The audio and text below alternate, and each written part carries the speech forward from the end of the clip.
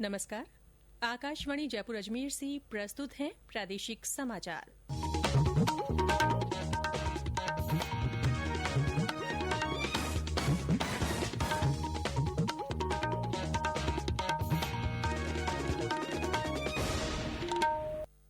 मुख्य समाचार। प्रदेश में पर्यटन क्षेत्र को बढ़ावा देने के लिए राज्य सरकार जल्द लाएगी नई पर्यटन नीति। मुख्यमंत्री ने कहा, मेलों और उत्सवों की नए सिरे से की जाएगी ब्रांडिंग। अयोध्या में राम मंदिर निर्माण के लिए भूमि पूजन को लेकर प्रदेश में भी देखा गया अपार उत्साह। प्रदेश में अब तक 33,849 लोग हुए कोरोना संक्रमण से मुक्त। कल आए 1166 नए मामले सामने। और मौसम विभाग ने आज प्रदेश के भीलवाड़ा, चित्तौड़गढ़, उदयपुर, पाली और राजसमंद जिलों में कुछ स्थानों पर तेज हवाओं के साथ भारी बारिश की दी चेतावनी। समाचारों के साथ मैं ऋतिका गुप्ता और अब समाचार विस्तार से। प्रदेश में पर्यटन गतिविधियों को प्रोत्साहन देने के लिए राज्य सरकार जल्दी ही नई पर्यटन नीति लाएगी। राज्य में करीब 20 साल बाद लाई जा रही इस नीति से कोविड-19 के कारण संकट का सामना कर रहे पर्यटन क्षेत्र को पुनः पटरी पर लाने में भी मदद मिलेगी। मुख्यमंत्री अशोक गहलोत ने कल मुख्यमंत्री निवास पर वीडियो कॉन्फ्रेंस के माध्यम से पर्यटन विभाग की समीक्षा करते हुए कहा कि राजस्थान पर्यटन का महत्वपूर्ण केंद्र है। इससे प्रदेश के लाखों लोगों की आजीविका जुड़ी हुई है। मेले और उत्सव हमारी सांस्कृतिक धरोहर है। ज्यादा से ज्यादा देशी और विदेशी पर्यटक इनसे जुड़ सके, इसके लिए इन्हें नया रूप दिया जाए। मेलों और उत्सवों को नए सिरे से ब्रांडिंग की जाए। इनमें नई सोच के साथ ऐसी गतिविधियों को शामिल करें जिनसे पर्यटक आकर्षित हो। उन्होंने कहा कि भरतपुर के केवलादेव नेशनल पार्क में पानी की समस्या दूर करने के लिए स्थायी हल निकाला जाए। प्रधानमंत्री नरेंद्र मोदी ने कहा है कि अयोध्या में राम मंदिर भारतीय परंपराओं का आधुनिक प्रतीक बनेगा। उन्होंने कहा कि राम मंदिर करोड़ों लोगों के सामूहिक संकल्प की शक्ति के प्रतीक के रूप में भावी पीढ़ियों को प्रेरित करता रहेगा।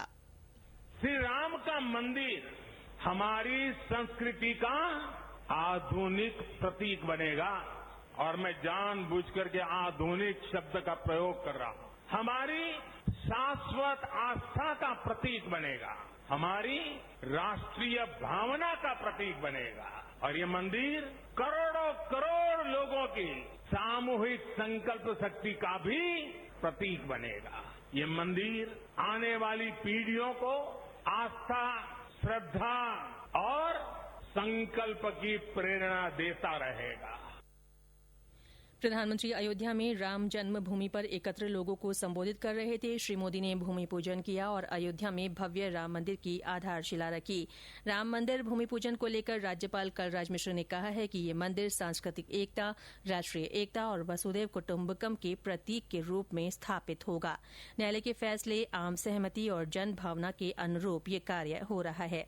उन्होंने इसके लिए प्रधानमंत्री को बधाई और धन्यवाद दिया। वहीं कल राजभवन में सुंदरकांड का पाठ किया गया और शाम को 101 दीप प्रज्वलित किए गए। राजधानी जयपुर सहित प्रदेश के लगभग सभी जिलों में शाम को लोगों ने घरों में दिए जलाए और आतिशबाजी की। 74वें स्वतंत्रता दिवस समारोह के सिलसिले में आज प्रस्तुत है देश में महिलाओं के कल्याण की दिशा में किए जा रहे उपायों पर विशेष रिपोर्ट। महिलाओं की सुरक्षा एनडीए सरकार की नीति, उसकी शासन संबंधी प्राथमिकताओं और कार्यसूची का अभिन्न अंग है। पिछले 6 वर्षों में सरकार ने महिलाओं के सम्मान और उनका कल्याण सुनिश्चित करने के लिए कई महत्वपूर्ण घोषणाएं की हैं। मुस्लिम महिला वैवाहिक अधिकार संरक्षण विधेयक को पिछले साल संसद की मंजूरी मिली, जिसमें एक साथ 3 बार तलाक बोलकर वैवाहिक संबंध तोड़ने की कुप्रथा को अवैध और गैर कानूनी करार दिया गया। बालिकाओं को अपने विकास के लिए सुरक्षित और हिफाजत का माहौल उपलब्ध कराने के लिए सरकार ने बालिकाओं के विरुद्ध जघन्य अपराधों के दोषियों को सख्त सजा देने का कानून बनाने की भी पहल की है।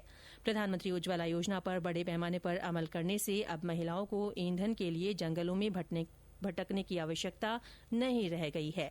बेटी बचाओ और बेटी पढ़ाओ जैसे अभियानों से बालिकाओं का जीवन बचाने, उन्हें पढ़ाई का मौका देकर अपने पैरों पर खड़ा करने में मदद मिल रही है।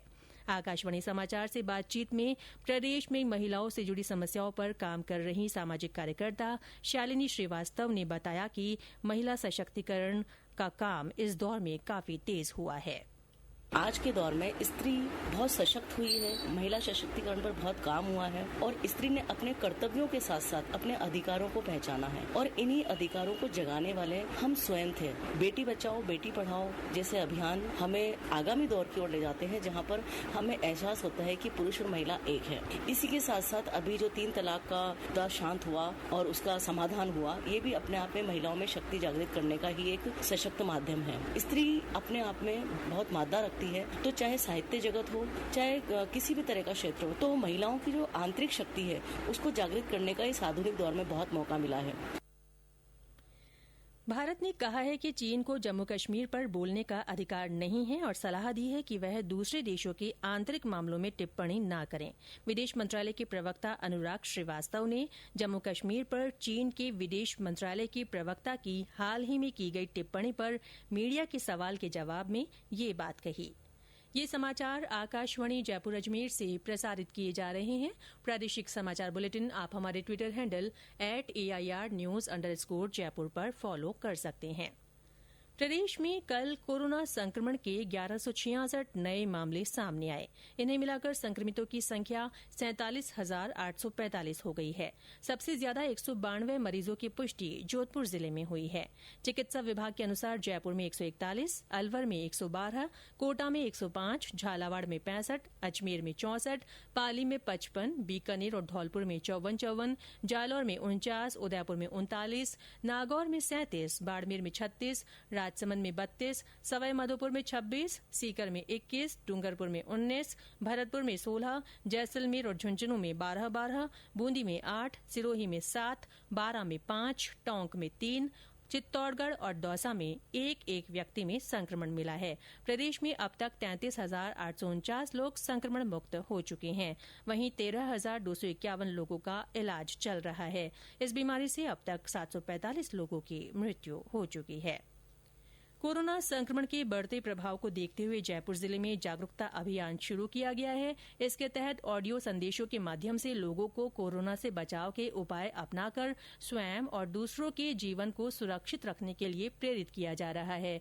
यह अभियान शहर के उन क्षेत्रों में शुरू किया गया है जहां पिछले कुछ माह में कोरोना के मामले अधिक आए हैं।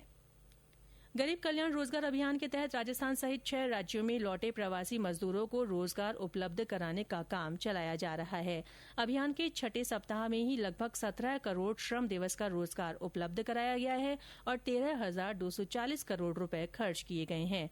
अभियान के अंतर्गत बड़े पैमाने पर निर्माण कार्य किए गए हैं। झुंझुनू जिले में पौधरोपण अभियान को इस बार महात्मा गांधी नरेगा योजना से जोड़ा गया है। हमारे संवाददाता ने बताया कि अभियान के तहत पौधों की सार संभाल का जिम्मा मनरेगा के मजदूरों को दिया जाएगा।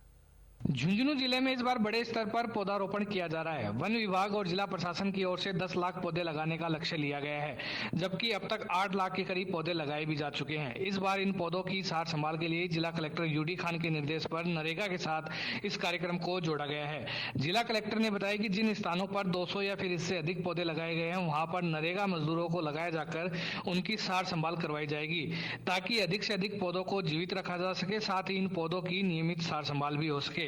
इसके अलावा पेड़ों को काटने के लेकर पूर्व में ही कड़े प्रावधान है, जिनकी सख्ती से पालना करवाने के लिए भी अधिकारियों को निर्देश दिए गए हैं। संदीप केडिया, आकाशवाणी समाचार, झुंझुनू। प्रदेश में आज भीलवाड़ा, चित्तौड़गढ़, उदयपुर, पाली और राजसमंद जिलों में कुछ स्थानों पर 20 से 30 किलोमीटर प्रति घंटे की रफ्तार से तेज हवाएं चलने और भारी बारिश की चेतावनी दी गई है। मौसम विभाग के अनुसार जयपुर, बूंदी, भीलवाड़ा, अजमेर, चित्तौड़गढ़ और पाली जिलों तथा इनसे लगते क्षेत्रों में आज हल्की से मध्यम दर्जे की वर्षा हो सकती है। जयपुर के उत्तरी क्षेत्र में कुछ स्थानों पर हल्की बारिश की भी संभावना है। इस बीच आज जयपुर में कुछ जगह सुबह हल्की बारिश भी हुई है। और अंत में मुख्य समाचार एक बार फिर। प्रदेश में पर्यटन क्षेत्र को बढ़ावा देने के लिए राज्य सरकार जल्द नई पर्यटन नीति लाएगी। मुख्यमंत्री ने कहा, मेलों और उत्सवों की नए सिरे से ब्रांडिंग की जाएगी। अयोध्या में राम मंदिर निर्माण के लिए भूमि पूजन को लेकर प्रदेश में भी अपार उत्साह देखा गया। प्रदेश में अब तक 33,849 लोग कोरोना संक्रमण से मुक्त हो चुके हैं। कल 1166 नए मामले सामने आए हैं। और मौसम विभाग ने आज प्रदेश के भीलवाड़ा, चित्तौड़गढ़, उदयपुर, पाली और राजसमंद जिलों में कुछ स्थानों पर तेज हवाओं के साथ भारी बारिश की चेतावनी दी है। इसी के साथ प्रादेशिक समाचार बुलेटिन समाप्त हुआ। हमारा अगला बुलेटिन हिंदी में दोपहर 12:30 बजे प्रसारित होगा। नमस्कार।